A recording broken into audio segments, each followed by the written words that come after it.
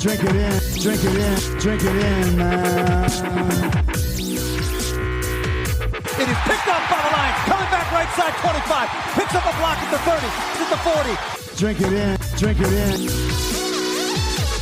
Drink it in, drink it in, drink it in, man.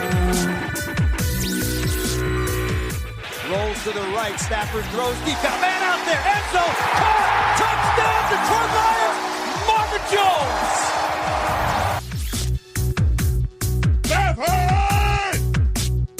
Drink it in, drink it in. Touchdown, Detroit Lions. Cornbread.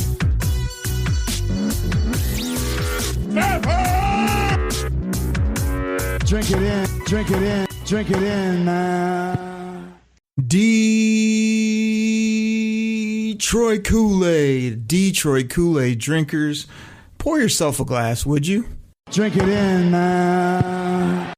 Pour yourself a big old glass, that Honolulu blue flavored Kool-Aid. We are here on the Detroit Koolaid Cast today, here on a Wednesday. It's your host, Derek Oakrey, and we're coming off the NFL Draft, my favorite event of the sporting calendar, as well as a huge few days for the Detroit Lions. I mean, we're going to get into a ton here on this show.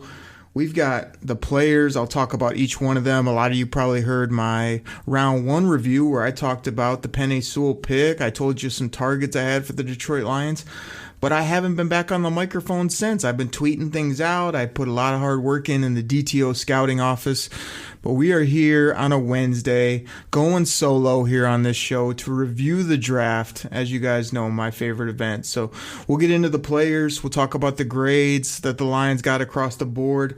I got a little bit of a rant here on the show, and it's about mancations. You know about people saying they do staycations? Well, I got a little bit of a rant about some mancations that I need all of us men out there to man up and actually enjoy ourselves from time to time during the calendar year. So you'll get that during the show. That should be entertaining. As well as I want to finish the show talking about this regime. The Brad Holmes, Dan freaking Campbell regime that is just full of excitement. I think they really hit a home run in this draft. Got players that are going to be foundation pieces, as well as people, you got to be excited. I mean, they have not made very questionable moves. Everybody seems excited. I think they're really putting this roster together well. So we'll be serving up that and plenty more glasses of Kool-Aid here on the show today. You know how we do. Drink it in, drink it in, drink it in, man. Side of cornbread, everybody. Cornbread. So let's not fool around. Let's get right into this right now. So when we're talking about the players that the Lions obtained. Again, I already spent time on Penei Sewell, but I'm going to go back to him again because the more and more I think about it, the Lions were so fortunate this guy fell to 7. He's a great kid. He has a great family. He's crazy young. He's at one of those foundation pieces. We always talk about him. Left tackle, right tackle, defensive end, cornerback. Quarterback, obviously, and then sometimes a dominant number one type receiver. Those are kind of the main positions that I call premier in 2021 in the National Football League. Now, I know that back in the day, you had to have a big old running back, big old middle linebacker, things like that. I just don't think that's the case. So if you can figure out your tackles, your quarterback, get people to rush the quarterback, you're sitting good. So Penei Sewell is going to be a foundation piece. Probably start him on the right side, but like I put out on Twitter, you can find me at Derek Oakrey. That's spelled DEREK OKRIE. I am not opposed if he's just better, or if they just think it's a better long-term play to put him at the left side, because I'm pretty sure, because Taylor Decker got pizzade, that he would not mind going to the right side and playing right tackle as well. He's a team guy. I'm sure he could figure it out just as well as Penei Sewell could figure it out. But I definitely think they'll put him on the right side. I think he's going to be physical. He's going to be dominant. And if you haven't, I told you last time to go watch some tape on this guy. When they throw a flare screen to St. Brown, our new slot receiver, who we'll get to in a bit, Penei Sewell's going to be peeling out there looking to take somebody's head off, which I can't wait to see. When they throw a little flip screen to DeAndre Swift, remember those plays back in the day where Rick Wagner was out there trying to run down and make a block on a screen and he would just whiff on everybody every time? Remember way back in the day when I started to be a Lions fan and Dominic Raviola would be running down looking to block someone, instead would just slide to the ground and not take anybody out? Yeah, that's not going to happen anymore because Penei Sewell is unbelievable with his feet, his speed, his ability. There's going to be times where it doesn't look pretty. There's going to be times where you're like, wow, he looked a little bit off balance. But what he does, he gets the job done because he's bigger and more physical than most people, and he's only going to get better with time. So I love this pick on so many levels. I have no problem with how fired up Brad Holmes was. That type of energy was incredible.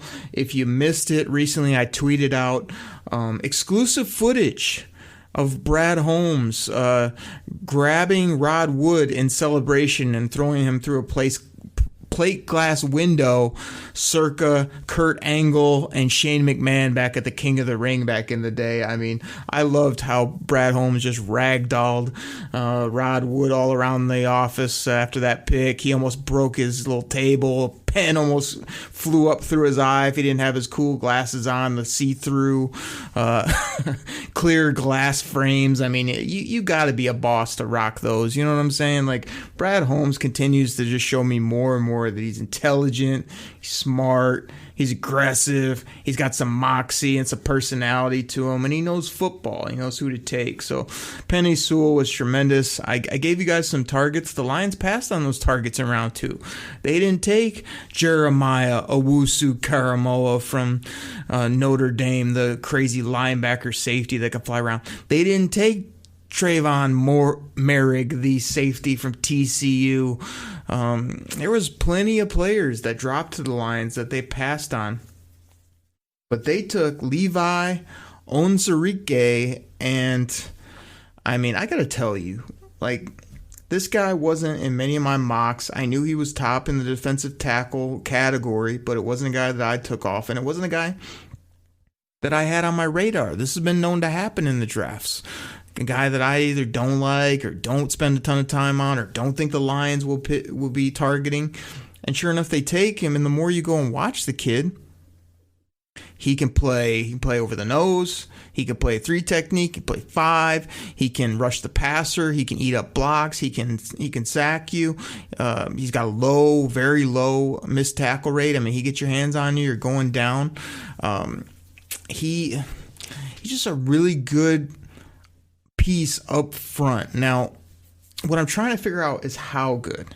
How good can Levi be? Is this going to be a guy like early in his rookie year where he's jumping off the screen on Sundays where we're just like, look at Levi. Like, you know, everybody out there. I'm only going to really say his last name a couple times. I want to limit it.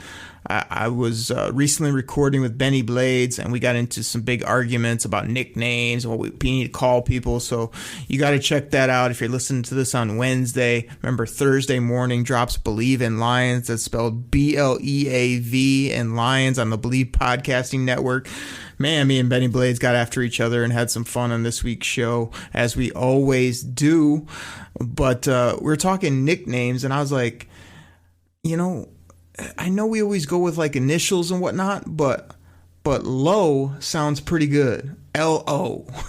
And like I said, he played at Washington, so it could be L-O-W, Low. I mean, there's plenty of ways you could go with it. I'll see if maybe something else will jump out to me about what we could call this guy, or once he gets on the football field, maybe he'll earn a crazy fun nickname. But for now, Low, I love what this kid brings. I mean, his first press conference, he was dropping F-bombs. He was telling people he was going to mess some bleep up. He was ready to play football right then. He seemed to have this really crazy, personable attitude, laid back, but also obviously football intensity that I loved. I was just like, man, I wonder what would happen when they put Flowers, Low, Michael Brockers, and then you have edge rushers of like the Okwara boys. You mix in Sean Hand. You've got Pennicini still in the mix in there. You've got Big Nick Wood. Like, there's a lot of bodies up there, a lot of big bodies that I think are going to try to move some other people off the football, which would be fun to see. So I'm very happy to have Lowe. I think Levi's going to do some work. I think this is a kid that he's a little bit. He got that chip on his shoulder.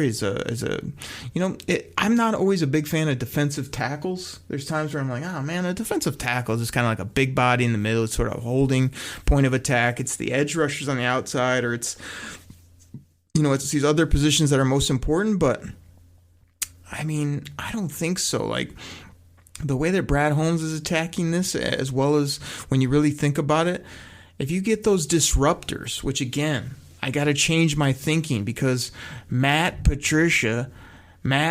came in here and got a bunch of slugs in the middle, people that were just supposed to hold the point of attack, stand in there, eat up blocks. Like, we're getting back to like the Jim Schwartz days where it was like, go kill the quarterback, and if you find the ball carrier on the way, congratulations. That was fun to watch. And I feel like Levi is going to do that. And here's my swing pick of this draft coming up here in the third round at, where'd they take this kid? 308 at pick 72 overall. Aleem McNeil, and I believe that's with 2 L's, everybody. McNeil, this kid is 330-some pounds, and you're thinking, there it is, nose tackle. No. This kid, he can play in the middle of your defense in the front line, but I'm not calling this kid a nose tackle. No. This guy's a penetrating defensive tackle, and let me tell you, most of you guys probably know. Baseball background, and no, he wasn't the catcher. or first baseman. No, this guy played the outfield. He's running down balls left and right, and he could also hit it. Like, this guy, I know that's the sport we shall not speak of, but it shows his athleticism, okay? Mr. McNeil used to play running back and linebacker in high school. Did not play DT until college. This guy, like I said, he wears 330 pounds well, and by that, I mean he's got a big old gut. He's got a big old backside, and when he lays the lumber on you, when you watch his highlights, he lays it on you like Nick Fairley used to do, where he's coming to hit you and then drop the weight on you. He's coming to hit you and slide up off you and get up and start dancing. Like, McNeil has got some swagger to him. There's a play, obviously, on tape. Some of you have seen it, where he's like triple teamed, yet he somehow gets away from that. Then he eyes the quarterback, follows the quarterback. Then he jumps up, knocks a ball down. The quarterback throws, catches it in the air, and scampers in with the fancy feet, the prancing and dancing that he can do with these quick feet of his, and scores a touchdown. So, I mean, was McNeil my favorite player at that point in the draft? No. Was he a guy that was really on my radar, top of my radar, a guy who took him a lot of mock drafts? No, I don't think I ever took him. Did I know he was sort of in that upper mix by a lot of experts, quote unquote, at the D tackle position? Yes. Did I think we needed 2 defensive tackles back to back in rounds 2 and top of round 3? No. But now that it's done and I look at it, am I excited to have 2 big nasty personalities, bodies, and guys that can also get up the football field, get around people, and attack the quarterback, running back, and just disrupt the other team's offensive line?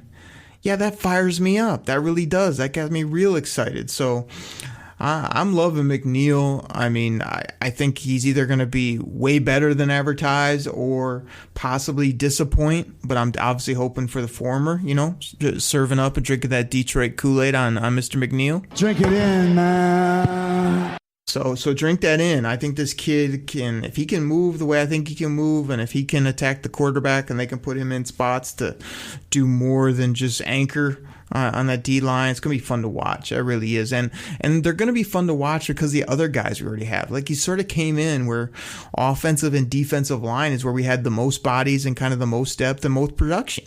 I know we didn't get many sacks, but we still had coming in, like I already named them off, all the guys that we had, plus these outside linebackers that rushed the quarterback. They were just used horribly by the numbskull that we had as the rocket scientist that either made it too difficult or doesn't doesn't know how to add 2+2 because he couldn't put a defensive scheme together to save his life towards the end of his tenure with the Detroit Lions. So I'm pretty sure Dan Campbell's going to go, hey, Levi, go kill the quarterback. Hey, big fella. Hey, McNeil, go eat somebody on the way to the backfield and let me know how it goes. Like, they're not going to make it hard on these guys. And Flowers and Okwara and Hand, I think you're going to see much better play out of them, and that's got me really excited. So those were the first 3 picks.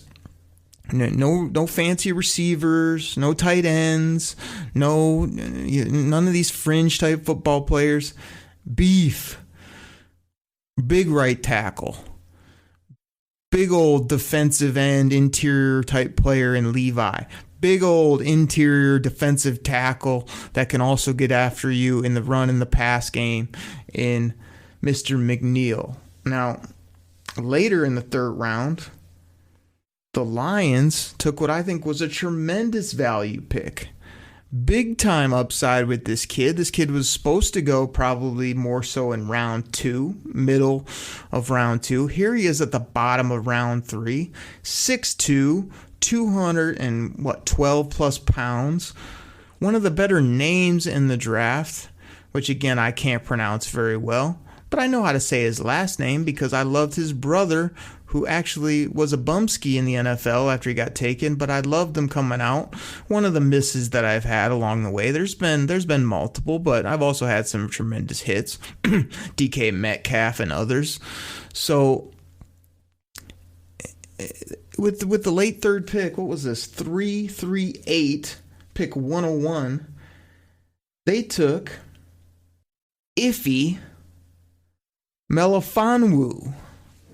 Now, Melifonwu is a fun name to say. I mean, we're going to go with Iffy because that's what Brad Holmes called him, and I think it's kind of a cool name. You know what I mean? I think it's got some swagger to it. I think it's got a cool little draw. I'm sure he might... he got some other parts of his name. I think there's going to be a better nickname, especially because of his length, the way this guy plays the football. Now, I'm looking at our depth chart. You got A.O. I mean, you guys know him from the show, right? A.O. Oh, baby. Yeah, that guy. A.O. And you got Mr. Okuda on the far side, which Benny Blades got after him multiple times last year because he just did not play up to par. But they didn't cut him loose. So I feel like Mr. Okuda, as well as A.O. Oh, baby. I mean, that's the soundbite. It's going to be, oh, baby, all year from both of those guys. So I do feel like those are your 2 starting corners. Obviously, Jeff Okuda has that top pedigree, that number 3 overall pick where you want to see a huge leap from him. But don't forget about A.O. because he was a 2nd round type talent to me in that draft and dropped to the 5th. I mean, this guy too is like 6'1", long arms, tie his shoes standing up type of guy. Like, he's had flashes. He just wasn't consistent enough in that absolute atrocity of a defense I talked about earlier. So Okuda, A.O., Corn Elder in the slot. Mike Ford may play slot or outside. And then you got our boy from Seattle that's in here too. Why is this name escaping me? Hold on a second. I had to get up and check the old depth chart. Dunbar. We got Dunbar from Seattle there. Yeah, like Quinn Dunbar is a ball player too. It might be him and Mr. Okuda on the outside and push all these other guys down a peg. But Iffy Melifonwu is going to make plays. He's going to be fun to watch. The length, the athleticism, 42-inch vertical, the ability to change directions. I feel like this is a guy, adds another outside corner, which the Lions have never really invested highly in corners. If you look at some of the better teams, they have went out and got multiple corners so that when injuries hit, you still have corners. The Lions have never taken corners. When they do take one, they don't have anyone else on the roster. So if that guy or if anyone else gets dinged up, you're putting out, ads at the local newspaper or down at the old bowling alley trying to find somebody that can cover somebody. We've seen how that's worked out. Not so well. So Iffy Melifonwu is a hell of a pick at 101 overall. No way he should have been there. Tremendous pick. Love the athleticism. Love what he can do. And even if he's marginal at best to start, that's just another body that can cover, and we couldn't cover anyone the past 2 years here in Detroit. So I'm loving that. Let's keep this thing moving. I feel like I'm on a little bit of a roll. We'll get through these, and maybe I'll do my rant before we take our commercial break. So at 4:07, no, let's do this. I still got more people to talk about. It's going to take me some time. Let me get my rant in. I'm going to come back to these, and we'll talk about grades, and I'll finish out the show that way. So here's my rant, and this is about mancations. And here's the thing. I'm so sick of everybody out there acting like I'm too busy. I don't have time. That's not important. I don't like. It's just like everybody understands that we're all busy. We all have lives. We have our work life, we have family and friends and kids and house. Like, got all that. I get it. Everybody has that. Everybody has a different setup.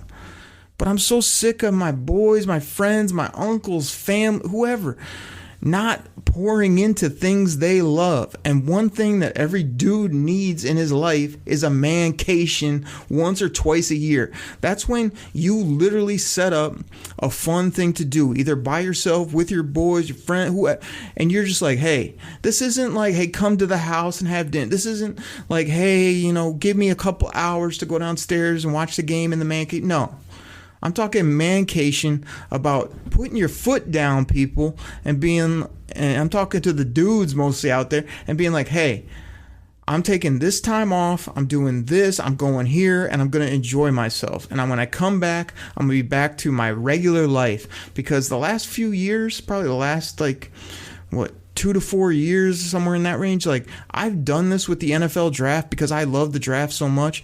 I've taken time off work. I've actually, taken the old DTO scouting office and set up shop at like a crazy cool hotel. I've obviously pimped out my office here when the draft rolls around, and I just drink it in. Where's the soundbite, everybody? Drink it in, man. I drink in the NFL draft. Why? Because I like the NFL draft. It's one of the things I enjoy during the year. I don't make excuses for it. I don't explain it away. Oh, I got my work.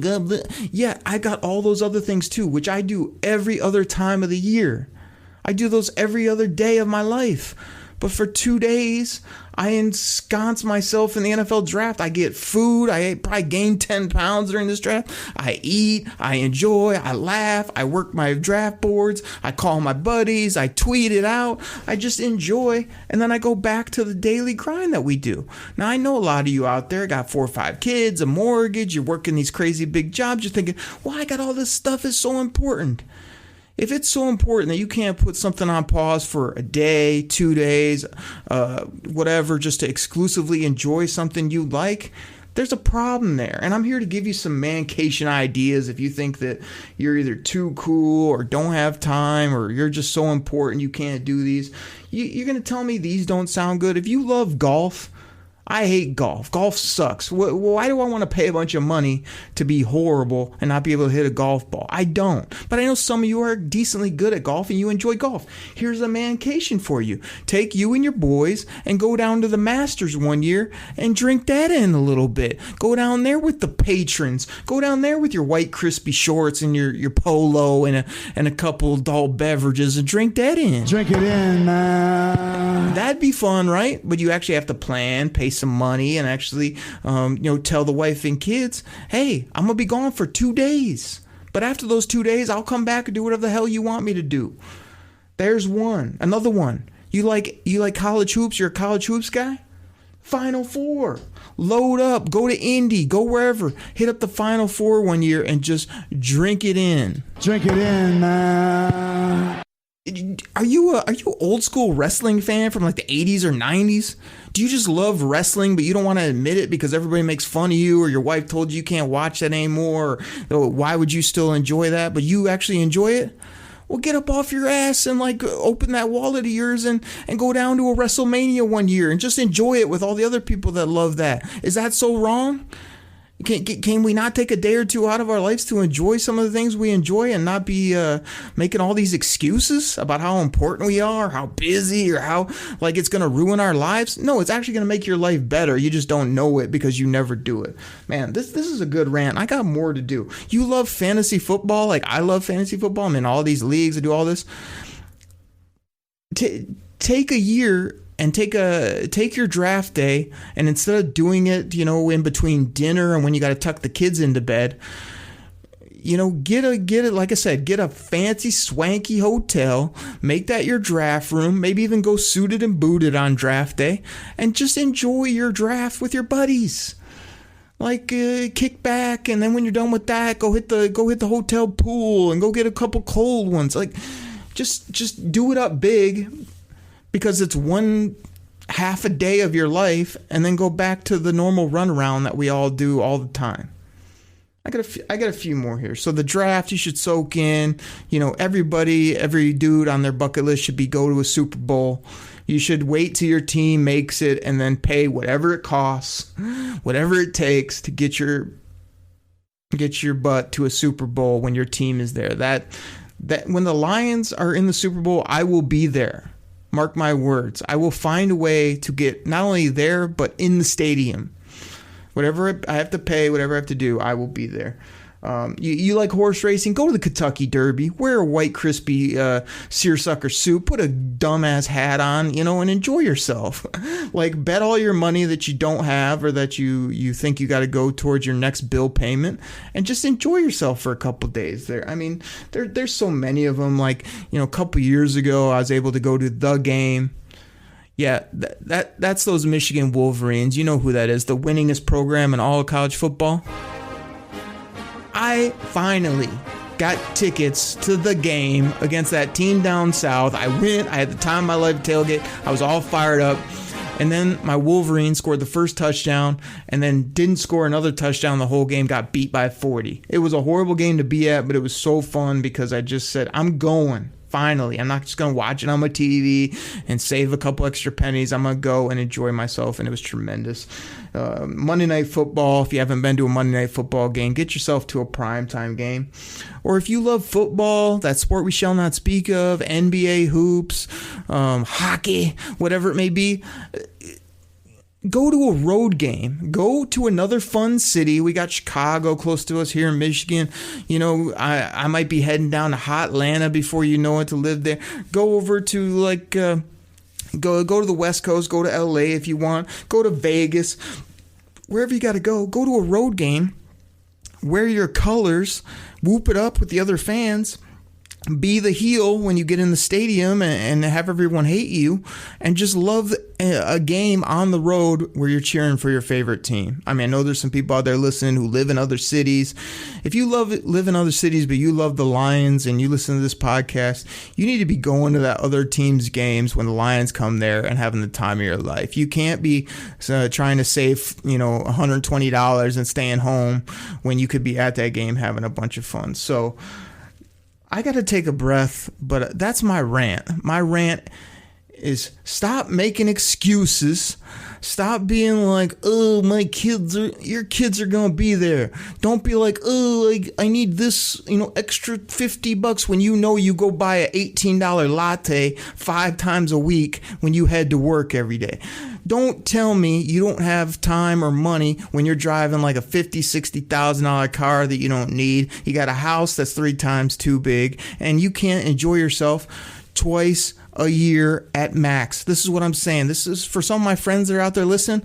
I don't want to hang out with you that much, but once a year, once every 2 years, twice a year on a good time, can we get together and laugh it up, or maybe actually spend some money and go do something that's actually a memory rather than just come over and watch a game for 2 hours together? That's fun. I don't care if you're 55, 60 years old. I don't care if you're in your mid-30s. I don't care if you're 18 to 20-some years old coming out of college. Make this a point to have a mancation. Create time in your life to enjoy. Don't apologize for it. And also, you have to plan and you have to pay to have these type of moments. But I'm telling you, you're going to enjoy them later. Remember when we went to that concert? Remember when we went all the way down to that game and our team won in overtime? Remember when I hadn't seen my boy in forever and we finally made time and got together and we had fun? We laughed. We remember why we were such good friends. And then, oh, by the way, we went back to our job we don't like. We went back to our kids that we like. We went back to our wife, which we adore. We went back to the house that we pay so much for. We got back in our fancy car, and life was still the same. It didn't fall apart. All you did was enjoy it for a few days. That's my challenge to everybody. So, like I said, I could do this rant every day, all day, because it's something I truly believe in, and it's something that once I finally got in my head to sort of enjoy the things I enjoy, don't apologize for it, as well as still be a responsible human being, which is work, family, friends, expenses, all the things that I still cover as well. But man, there's many a times where I enjoy myself and enjoy the things I like with people I like, and it's worth every penny. So everybody, that's my rant. Get on a mancation, enjoy yourself. Don't take yourself so seriously. You're really not that important. And thank you so much for listening to the podcast, because this is tremendous to have you on. You could tell I'm fired up about the NFL draft and many other things. So we're going to take a quick break, get our sponsors in here. You're probably going to hear about realitysportsonline.com, one of my favorite fantasy platforms to play. If you want to, go hit that up. And if you hit me up on Twitter, I might even have a promo code for you. I can help you out. And you'll probably hear about my Believe in Lions show. Who knows what you might hear about? Sponsors always coming in and out. I don't know what's going on the sponsor side. I'm just here talking football with the fans, and it's draft week, draft recap week, and I'm ready to go. I'm fired up. So everybody take a quick listen to that. We'll be right back talking players, grades, mentality, new regime, excitement, everything that's going on with the Lions. Everybody, we'll be right back. Quando você ouve podcast, está procurando entretenimento ou conhecimento, certo? E se você procura por desempenho e qualidade para o seu veículo, qual a sua escolha? Os amortecedores Motorcraft têm tecnologia Ford e oferecem uma condução suave para uma viagem tranquila e segura. Escolha a confiabilidade dos amortecedores Motorcraft, válidos para a linha K, Fiesta, EcoSport e muito mais. Quando terminar seu podcast, é só acessar a loja da Ford no Mercado Livre e experimentar a diferença. Detroit Koolaid drinkers, I am fired up. I am excited to tell you about one of our new great sponsors. Now, by now, most of you have probably heard of Reality Sports Online, the powerful fantasy sports platform where owners get to build and manage their fantasy team like a real NFL general manager. But the question is, have you tried it? I mean, it's time to go see what the buzz in the Dynasty fantasy community is all about. Free agency, multi-year contracts, rookie drafts, multi-team trades, franchise tags, contract extensions, first-round rookie options, and so much more. Think it sounds complicated? It's not. The best thing about Reality Sports Online Fantasy Front Office is that it doesn't take any more time than a standard league. It just requires more strategy. Do you think you're among the fantasy elite? Well, this is the platform to test your mettle. Still not sure? You can test your general manager skills for free in a mock free agency auction. So here's what I need all you guys to do. Head over to Reality Sports Online. You'll hear me talk about it on the show and call it RSO. Head over to Reality Sports Online and check them out right now. Everybody, I want to take a quick pause and tell you about my other Lions podcast. Now, you know, on this show, I serve up that Detroit Koolaid on Wednesdays and Fridays. But on my other podcast, that drops on Thursday mornings. That's called Believe, and that's spelled B-L-E-A-V in Lions, Believe in Lions with myself, and Lions legendary safety, Benny Blades. That's right, me and Benny Blades chop it up talking football. He's hilarious. He makes me laugh. We get in a bunch of arguments, and, you know, he talks about the U all the time. It's all about the you. It's all about the you. But Benny also talks about the Detroit Lions. He was a great player on the field. He has great stories. Love is football knowledge across the board. We have a bunch of fun. So everybody hit that subscribe button. Find it on your favorite podcast platform. Again, that's Believe in Lines, myself and Benny Blades on the Believe Podcasting Network. Check it out. We thank you so much for the support. A Max, seu streaming queridinho, veio aqui no seu podcast para saber. Você curte reality aventureiro ou prefere um conteúdo mais emocionante? Seja lá qual for seu preferido, tem na Max. Os realities que você ama, como Quilos Mortais, agora em versão 100% brasileira. E tem novidade, Sobrevivência Extrema vai ser o seu novo vício pra maratonar. Tem Largados e Pelados, Masterchef, Operação Fronteira e muito mais conteúdo brazuca pra ver. Vida real pra todos os gostos é na Max. What's up, Detroit Koolaid drinkers? You know I gotta fill up your glass here for the back half of the show. Drink it in, man. Drink that Detroit Kool-Aid, soon to be Super Bowl Kool-Aid, you know what I'm saying? But so I got on a rant there, but that's okay. I do that from time to time. You know, I've been known when the name Calvin Johnson comes up, or people tell me how bad the Lions are going to be, I go on a big time rant. And I went on one just to let you guys know that I had a blast on the NFL draft. I ate food I should never eat. I had a bunch of fun. I talked with a bunch of great people. I do it once a year for a couple days. It doesn't ruin my life. It actually is tremendous. And that's just something I enjoy. So find what you enjoy and drink that in and do that up. So here's what we're going to do, kind of rapid fire here on the back of the show. Finish out the draft, give you my thoughts on Friday. Now, I think this guy's going to come through because he came through last time, big time. My buddy Chops. I believe Friday he's coming back on the show. He's always opinionated. He's got lots to say about the draft. And last time I was nice to him because it was his first time on the show. This time I might have to tear him up. We might have to get into some real big time arguments. That should be fun. So hopefully he'll be able to make time for the show, and we can chop it up and talk football and laugh like we do as buddies, as he saw last time when he told me, man, what a great time. I was like, I'm trying to tell you, all you got to do is jump on and talk sports. It's good times. So hopefully he'll be coming on Friday. We'll talk about some more of this stuff. But for now, let's continue with the draft. And I left off at 407. And that's my boy, St. Brown. Again, a hard first name to pronounce, but I know his last name is St. Brown, and I know this kid can ball. I saw his pro day, probably a month ago, and he was on my radar a bit, but I can't say I'm watching USC football or I'm as tuned in, but I knew he had some pedigree. I knew he had put up some numbers, but when I saw his pro day, this guy, I mean, he's at the pro day with the shirt off, which is either a great play, you know, or it's a tchotchke move. It's one of the two. But to me, St. Brown was like, he was ripped up and he was just out there working. This guy was just running routes like it was his, you know, his life depended on it. He just was compact and crisp. When I remember when I watched him, I was like, man, this guy looks and feels a lot like Golden Tate to me. He really does. Kind of the way he's moving around, doing some things. So I feel like this guy has that grit that Dan Campbell and Brad Holmes look for. I really feel like he's an intelligent guy as well. He's going to be able to read coverage and be able to catch the ball under. He can also go up over the top. You go and watch his highlights. St. Brown, there's a lot of deep balls where he's tracking it well in the air and get behind the defense. So this is no nickel and dime, you know, only under the radar or under the defense type of receiver. He can do some things. So I'm excited about this guy. And the reason I'm most excited is because I always preach to you guys about value. Draft, you got to find value.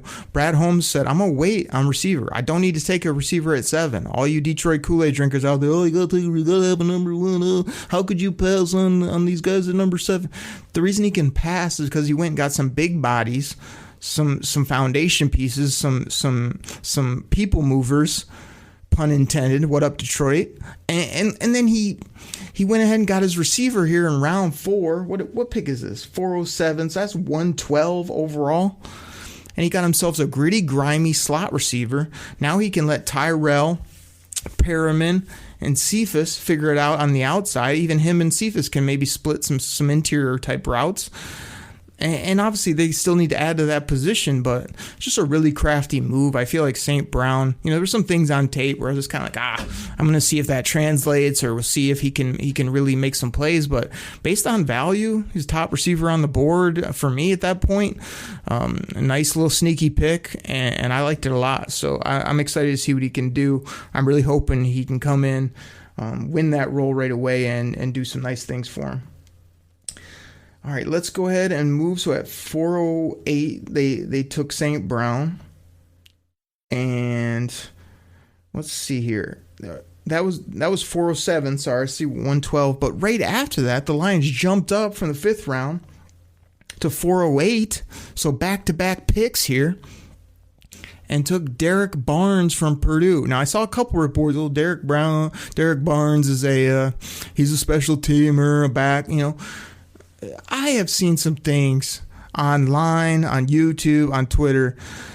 Derek Barnes, why am I calling him Derek Brown? Derek Barnes from Purdue can play some football. This guy started out at edge, then moved to off-ball linebacker. You watch some of his tapes, highlights.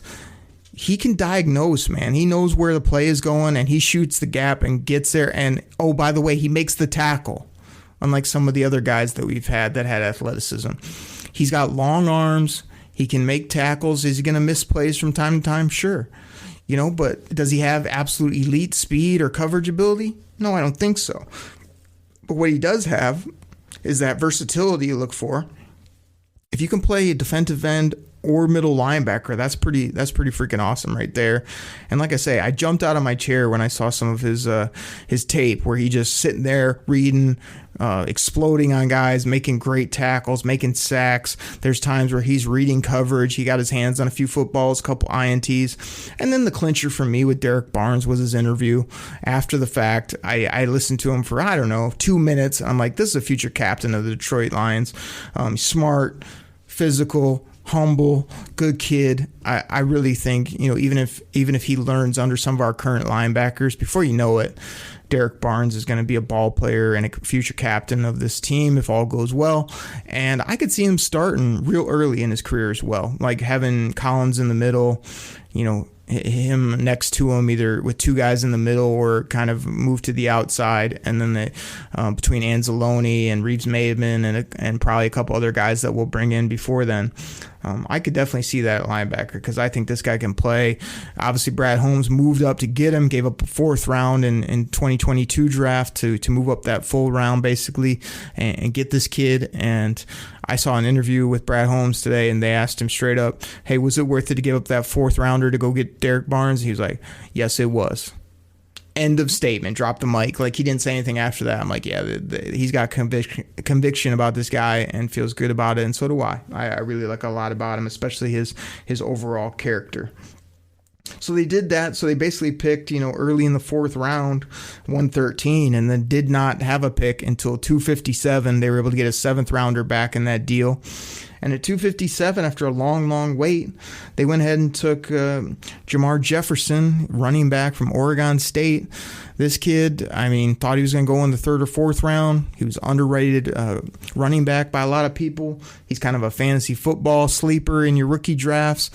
But I don't mind it. I don't, but I don't love it. I feel like there were some other spots they still could have taken there. It just depends what he does. If this kid comes out and starts making dynamic plays and, eventually replaces Carry-On, and then it's Jefferson and Swizzle and our boy from Green Bay there. You know what I mean? Like, I think that's going to be fun to watch. 3 young guys back there doing their thing. So I don't know. Like, I just think this draft was so solid. You're just looking at beef up front. Still got a corner and a receiver, which are kind of more fringe positions, but still very important. And then you come back and you get this versatile, great character guy at a linebacker spot, which everybody knows we needed. And then you come back and you just say, screw it. We're going to take a running back because it's going to cost us nothing late in the 7th round. We think this guy can play, and he should have been taken way earlier. So give us the value. So I love this draft from top to bottom. I mean, if you guys are out there wondering, I did tweet it out, but I'll give it here quickly. My draft live on the clock when I'm working my boards and I'm trying to figure out the needs for the Lions and who I would take if I was actually making these selections. I would have taken Penei Sewell at 107, sorry. I would have taken JOK, Jeremiah Owusu-Koramoah, at 209, pick 41 overall. Obviously, I didn't know about the medical that came out talking about he might have heart issues of some sort, but usually those end up shaking out okay, when it's all said and done. At 308, pick 72 overall, I would have taken De'Ami Brown, the wide receiver from North Carolina. I really liked him on tape, as well as I thought that was a dynamic value type pick at that point. At 338, 101 overall, I would have taken Jamar Johnson, the safety from Indiana. I liked the turnovers that he had, as well as just seemed like the best safety value. And I feel like the Lions needed one or two safeties in this draft. So I took it late there in the third. I thought that was a good selection. 407, 112 overall, I took Brevin Jordan from the U. And you guys know I always say that because that's for Benny Blade. Same with this sound drop. He's always talking about that U because, I mean, I don't know. From time to time, he happens to mention on our other show, Believe in Lions, that's all about that U.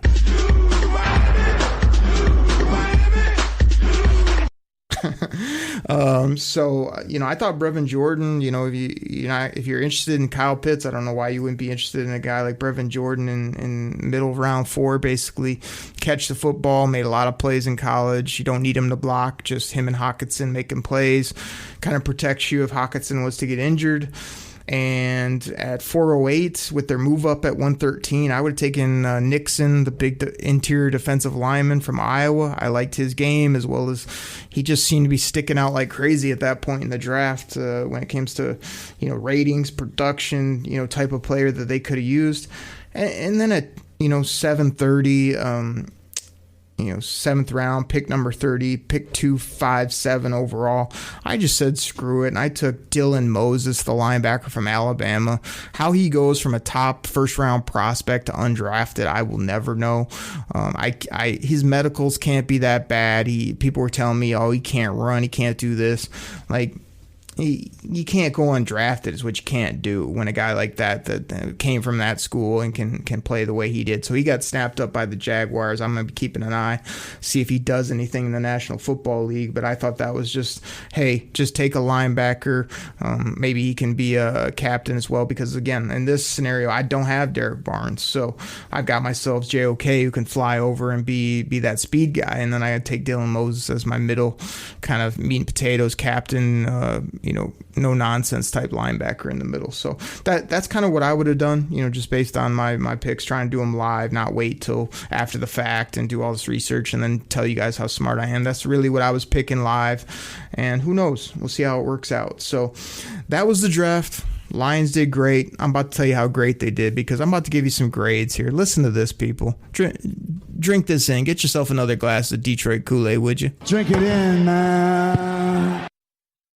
Listen to these grades for the Detroit Lions. Chad Reuter, NFL.com, B+. Ryan Fowler, the NFL or the Draft Network, A. Nick Goss, NBC Sports Boston, B+. Ben Rolfe, PFN, A. Vinny Iyer, A-. Cleveland.com, A. The Ringer, A+. TD Wire, B. Pro Football Focus, A-. USA Today, A-. ESPN, B. New York Post, B. Sports Illustrated, what did they give them? B-. The Score, A-. Fanside, B-. Washington Post, B. The Draft Wire, B+. And then what do we end it here with? An A from NBC Sports Edge. I mean, I gave some people named app, and then I just didn't want to read all the names because I don't know half these people. But those are good publications right there. And the Lions averaged out, what is this? I think this was tweeted out by somebody online, Renee Bunger. I'm sure I messed up that last name, but that was the person I think that tweeted this out. Just a big old matrix. I just read it right across, so I didn't try to pretend I looked all these up. But the Lions, I believe they scored 8th best, 3.47 overall GPA when you're doing it kind of like grades in school. I mean, that's a hell of a grade. That'll pass you all day, every day. I think I saw Pro Football Focus had them a top 5 draft overall. Lots of people had them with an A grade, A minus, A plus. To me, if I had to throw a grade on it right now, I mean, it's a B to a B plus. I mean, I drink that Detroit Koolaid, so I'll just throw a B plus on it. I feel like it was a tremendous draft. Yeah, there's some question marks. Yeah, some of these guys could get some hype and then not be able to play, but the other could happen as well. You know what I'm saying? This is what I always do here on the Koolaid Cast, is try to fire you guys up. Don't worry about what happened in the past. Don't be telling me, oh, well, they're just prospects. I don't know what they might do. Well, they might come in and ball out. This might go from a B plus to an A plus. Drink that in, everybody. Drink it in, man. So I'm just going B plus because I know there are some factors that come into play. This team is obviously kind of re-getting itself together in a lot of different areas, but I'm thinking by years 2 and 3, these big bodies up front, as well as Penei Sewell, is going to be rolling. The offensive line is going to be nice. D. Swizzle, Hawkinson are going to be ball players on this team for a while. That defense is really going to come together. So the Detroit Kool-Aid is flowing. You can hear it in my voice. Drink it in, man. So there's the grades for you. Now let me finish the show out with this. When we're talking about the fits they got.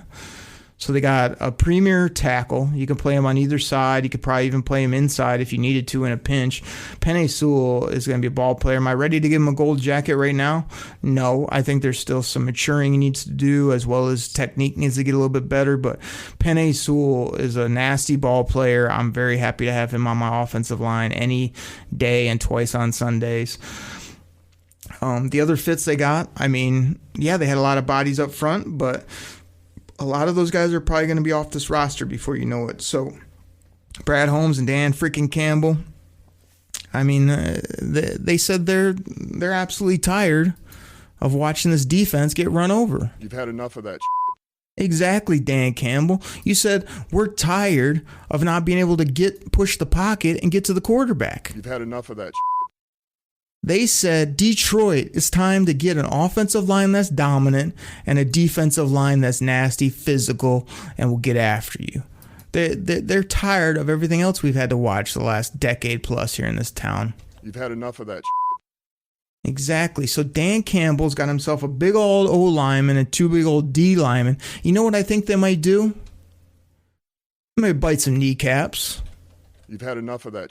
We're going to bite a kneecap off. We're going to smile at you. We're going to take your other kneecap. We're going to smile at you. And when we do, we're going to take another hunk out of you. We're going to be the last one standing. All right? That's going to be the mentality. Exactly, Dan Campbell. That's the type of mentality these guys have. And then did you just load up on D linemen and knuckleheads like your Rod Marinelli with his pick and his shovel? Hell no, you didn't. You went and got yourself a freaky athletic corner that's long and lanky. You went and got yourself a gritty, grimy receiver that I think could be here for years to come and possibly be a fan favorite if he puts up numbers. You got yourself a middle linebacker that can play middle, outside, drop him down, have him rush the quarterback. And like I said, don't be surprised if he doesn't have that C on his chest or be out at center of the field when ball games start. Derek Barnes is a captain of this team. And then the other fit you got was another running back at no cost that can give you great upside. So they filled needs, but they didn't go crazy with it. So I like that. And let's talk about the mentality. Dan freaking Campbell and Brad Holmes brought in guys that love football, that also want to rip your face off. They brought in guys that I think won't be problems off the field. They also brought in a mentality that you don't have to sit in the draft room with your baseball bat and your hand over your mouth. You can actually whoop it up, have fun, and enjoy yourself because you love the type of football players you're getting and you love the game of football and you know what you're doing. So I love the mentality. I love the excitement, and I think the guys are going to show that when they put on that Lions jersey as well. And let's just finish it out with character. Do I want ball players? Sure. But I need those guys to be healthy physically, and I need them to be good character guys.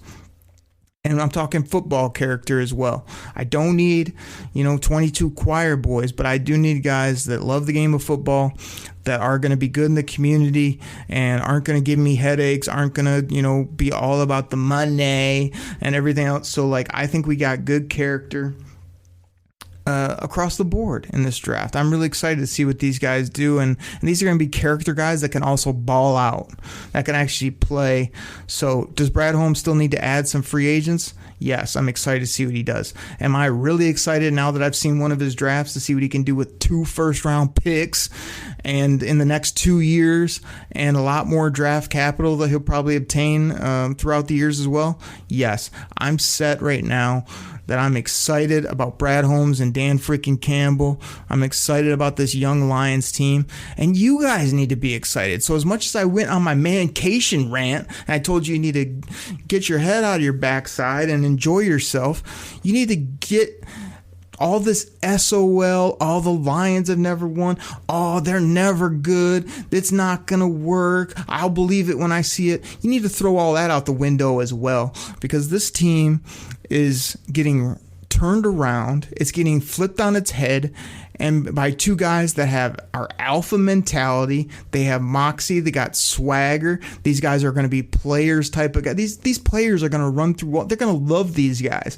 Why? Because they know what they're doing, and they also aren't afraid to laugh with you. They're not afraid to chop it up with you. They're not afraid to be buddies with you, but also still know how to pull the strings when it comes to contract time and what people's value are worth. But yes, these guys are going to be welcoming to players. They're going to go out and recruit play. They're going to be much more of a dynamic organization than when it was you're either a Patriot or you're not. Or, Matt Millen didn't know what he was doing. But, Mark Mayhew learned under the guy that didn't know what he was doing. Everybody, we're not there anymore. That's past history. So I'm here to tell you that if you're not excited about the Lions, you need to get excited about the Lions. If you don't have a big glass of that Detroit Kool-Aid, you need to find one. Drink it in, man. Now and drink it in, because the Detroit Lions are doing some exciting things. I think we're going to have an exciting product. I hope, and I'm pretty dang confident they're going to add more players that are going to be fun to watch before we get to the season. And even if 2021 is a little bumpy, 2022, 2023 are going to be real exciting. There's no reason this team can't be the new ferocious squad in the division. I'm excited. What a draft by this regime. Great players, positions of need, physical players, and we will get the receivers, the other fringe positions figured out. But loved what they did. Loved the grades they've got. Love drinking that Detroit Kool-Aid and serving it up for you guys twice a week here, Wednesdays and Fridays. Drink it in, man. I mean, this was a great draft. Woo! I mean, we're going to hear a lot of this from Dan Miller when it comes to when this offense gets rolling. Touchdown, Detroit Lions! I mean, I always use it for AO, but we might just be saying this a lot next year. Oh, baby.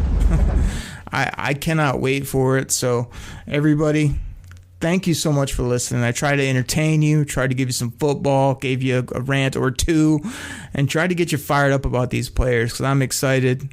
Can't wait to see what else they do. I can't wait until football gets back and we get rolling with this new regime, new quarterback, new offensive players, new defensive scheme, new coaches, new draft picks. Oh, man. Drink it in. Drink it in. Drink it in. Drink it in, man. Take care, everybody. That's all I got for this episode of the Detroit Koolaid Cast. Check me out on Friday. Same place, same time, and we'll drink it in then. Thank you guys so much for listening. Get hype about the Lions, everybody. Take care. I'm out. Pack the bag, start the plane. This game is over. It is over. What a comeback by the Lions. Drink it in, man.